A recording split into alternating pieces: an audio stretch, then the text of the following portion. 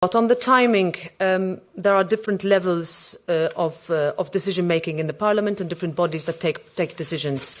So to give you just one example, when it comes to taking decisions of banning certain individuals, etc., from entering the Parliament, that is a decision that I take, but it is also a decision that is shared with the other institutions.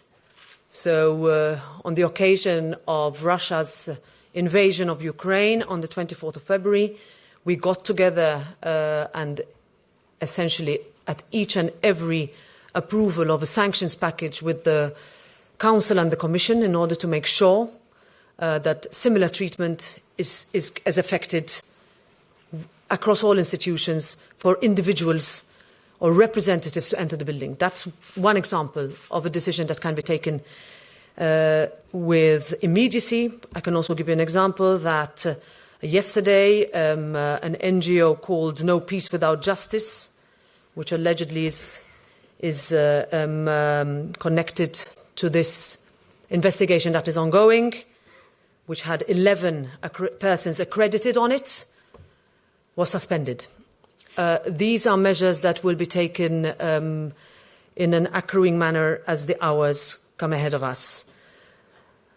There is a growing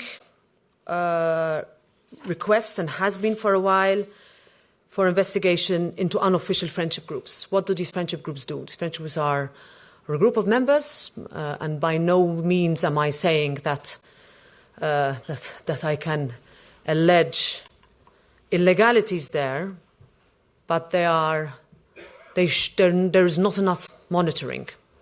There is not enough control. There is not enough control on who pays for any travel, even though there is an obligation to declare.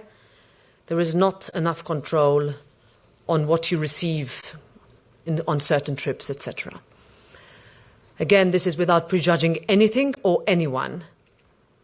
But if there is a loophole there, I want to close it. I also want to make sure that the official interlocutors of the European Parliament with third countries are the ones that remain official. In other words, that if we are dealing with a third country, it is those members of a committee or the senior members of a delegation that are being the official interlocutors of the institution. This is important because I think that there is a lot of work to be done there in terms of effectiveness and transparency. I would like to see a new mandatory transparency register of all meetings with any third country actor by members of the European Parliament or assistants, and a new sanction regime to ensure compliance. This will require decisions to be taken by the senior bodies of the Parliament.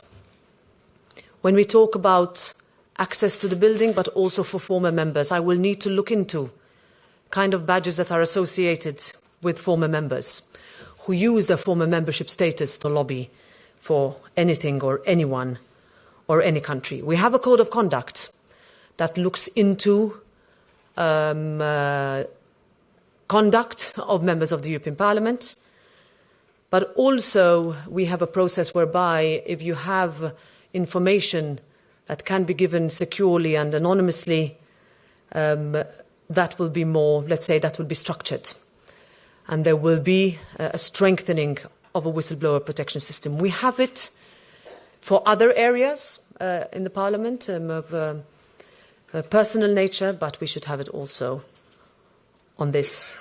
On the declaration of financial interests, a thorough review will be done again on each and every member of the European Parliament. There's an obligation by each member upon election, but should be amended to reflect your income.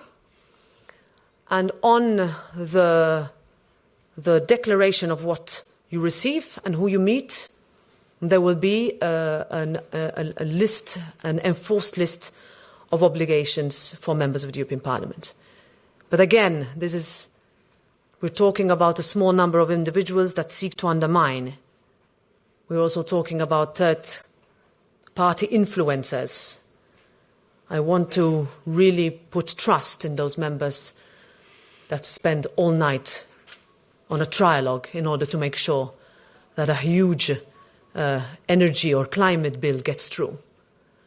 And that's my role, to make sure that that responsibility is protected and that work is lauded, because that is really what has been done, actually, over the past few weeks and months. And if I can say, looking back to the date of my election, I have been extremely impressed with the high number of work that members of the European Parliament do with such responsibility as co-legislators.